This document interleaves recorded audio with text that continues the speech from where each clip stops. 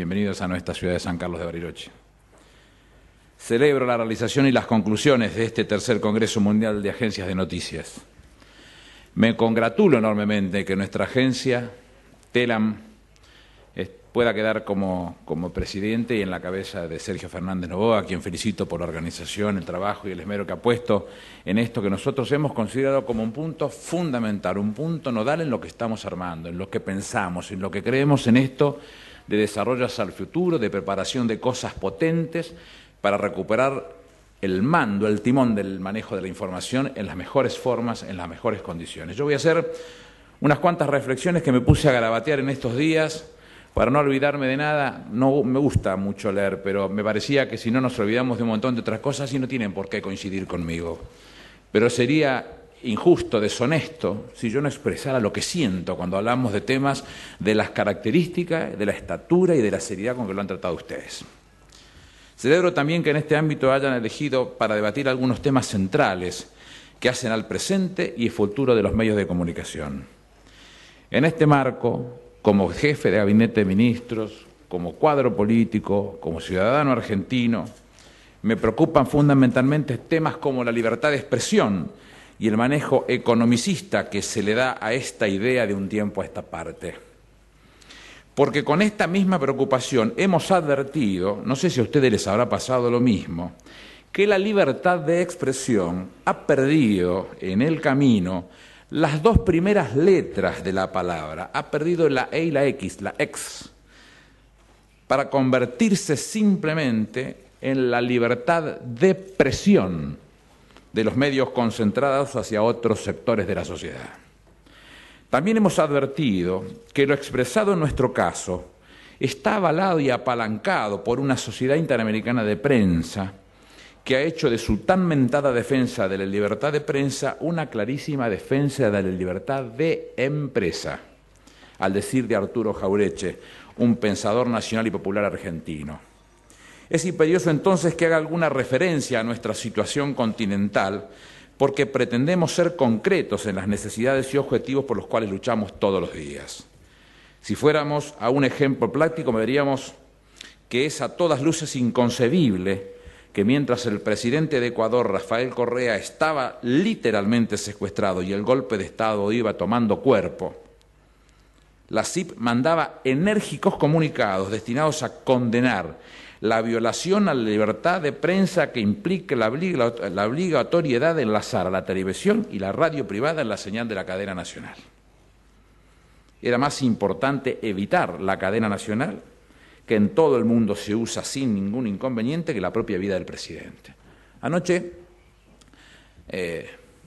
desvelado, viendo televisión, me encontré con CNN Español, un debate provocado desde la CNN con un periodista oficialista y un periodista en contra, discutiendo el uso de la cadena nacional en momentos que el presidente era secuestrado y iniciaba lo que podría haber sido, si hubiese tenido éxito, un golpe de Estado en Ecuador.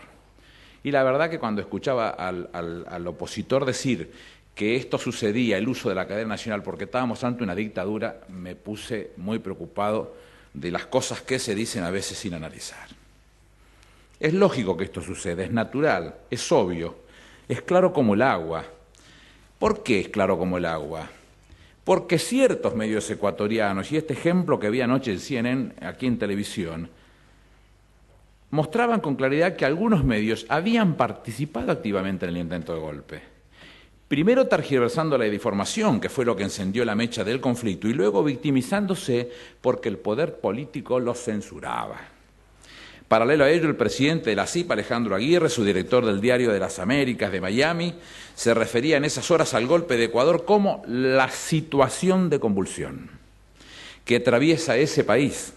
Situación de convulsión, les pido por favor que analicen los términos, qué bárbaro, ni colorados se ponen. Porque claro, la CIP es una entidad sin fines de lucro dedicada a la defensa y promoción de la libertad de prensa y de expresión en las Américas. Organización compuesta por los dueños de más de 1.300 publicaciones del hemisferio occidental, con sede en Miami, tiene la misión de combatir la violencia en contra de los periodistas y disminuir la impunidad que rodea a la mayoría de esos crímenes. ¿Quién de nosotros puede estar en desacuerdo con semejante objetivo?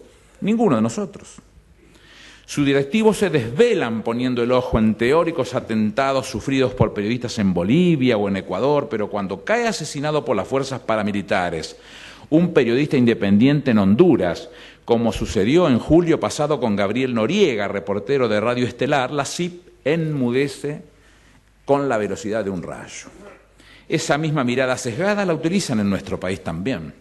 Hace 2 meses la Sociedad Interamericana de Prensa se manifestó consternada porque el Poder Ejecutivo del que soy el jefe de gabinete de ministros, el primer ministro de alguna manera responsable de la administración general del país conforme dice el artículo 100 de nuestra Constitución, envió, por instrucciones de la Presidenta de la Nación, al Congreso de la Nación un proyecto de ley destinado a declarar de interés público la producción, distribución y comercialización del papel de diario. Lo que pretendemos es que todos los medios, todos, tengan la provisión de su papel necesario para decir lo que crean y que no tengan que pagar los precios de la importación más aranceles, más lo que pudiera existir en cualquier caso distinto que los 2 principales medios de mi país, que son los dueños de la empresa junto con el Estado. Este hecho, la CIP lo calificó de medida inconstitucional, porque según ellos, con esa medida pretendemos el control de los medios. Lo que queda a todas luces claros es que estos 2 medios, los más importantes, Clarín y La Nación, al hacerse los dueños del papel y ellos solamente manejar el papel con los costos que ellos fijan, se autofijan, y con el stock que no es necesario que inviertan para contenerlo, porque quien conoce un poquito de contabilidad sabe que si mi activo lo hago crecer porque tengo estoqueado papel para no tener ningún tipo de complicación, tengo que tener un pasivo o invertir de mi bolsillo para poder sostenerlo. Y la realidad es que eso no sucede porque como lo hace la empresa, todos aportan para que ellos puedan tener este nivel de participación. Unos meses antes había manifestado su preocupación por la continua campaña sistemática de desprestigio a las que están sometidos medios de comunicación y periodistas argentinos. Seguramente esta alocución mía en el día de la fecha va a ser incorporada dentro del marco de este tipo de agresiones y de descalificaciones de los medios. Pero ni una sola vez, ni una línea, ni una gota de tinta gastó la CIP para denunciar el crimen de Adam Ledesma Valenzuela, un reportero de origen boliviano, director periodístico del semanario comunitario Mundo Villa y fundador del Mundo Villa TV, que difundía su programación en la Villa 31 de la ciudad de Buenos Aires, con retransmisión de canales de Paraguay, Bolivia, Chile y otros países de América Latina. Nada, dijeron. Para los que no conocen esa villa, cuando vayan a Buenos Aires, bajan el aeropuerto y si vuelven a la ciudad, vuelven por una autopista que pasa por el medio de la villa. Esa es la Villa 31. Es entendible que no les importe ni gasten una gota de tinta ni un minuto de su tiempo para escribir o decir algo respecto de esta muerte. Ledesma no pertenecía al establishment de los periodistas reconocidos. Muestra de ello es que el diario de la familia Mitre, La Nación, planteó este asesinato como un ajuste de cuentas por un tema de estupefacientes, sin siquiera tener en cuenta que el propio Valenzuela había dicho en una nota publicada por el diario Perfil: vamos a hacer periodismo de investigación, dijo, y a filmar a los famosos que vienen con las 4x4 y los BMW a comprar droga a la Villa 31. No importa Valenzuela, es un villero, es un bolita, como se suele decir peyorativamente a los ciudadanos bolivianos. Por eso no importa. No importa que hiciera un buen trabajo periodístico, porque ese ciudadano boliviano que vivía en la Villa 31 no puede estar considerado entre la lista de periodistas que defiende la CIP. Entonces, ¿de qué misión de combatir la violencia contra los periodistas y disminuir la impunidad que rodea la mayoría de esos crímenes me hablan? Solo se trata, una vez más, del debate entre la inclusión y la exclusión, de arrogarse la capacidad de decidir quiénes pertenecen y quiénes se van a quedar afuera.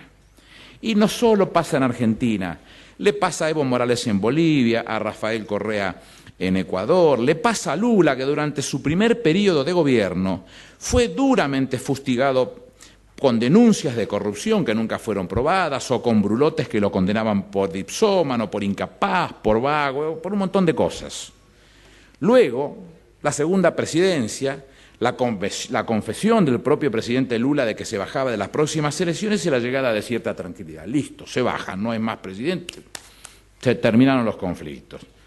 ¿Cuándo comienzan de vuelta los conflictos? Cuando Dilma Rousseff comenzó a subir en las encuestas y de nuevo la catarata de denuncias de corrupción y ataques por la enfermedad que había superado y su carácter autoritario y bla, bla, bla, y todas las cosas que todos conocemos. Entonces Lula, el hombre que le cambió la cara a Brasil, les termina pidiendo que se sinceren. Les dice, si son honestos, tienen que decir que ustedes son la oposición. Por supuesto que de inmediato aparecieron cataratas de editoriales donde lo acusan de ser el enemigo número uno de la libertad de prensa. Y la realidad es que las narrativas periodísticas aquí, en Brasil y en muchos lugares del mundo alimentan el imaginario de la pobreza, o mejor dicho, de los pobres como productores de violencia, de la inseguridad y el deterioro de las sociedades. De esa manera, y a partir de un mensaje reduccionista, los grandes medios han sublimado el endurecimiento del discurso de la automarginación y han logrado la asunción de estos estigmas por parte de los actores sociales desfavorecidos.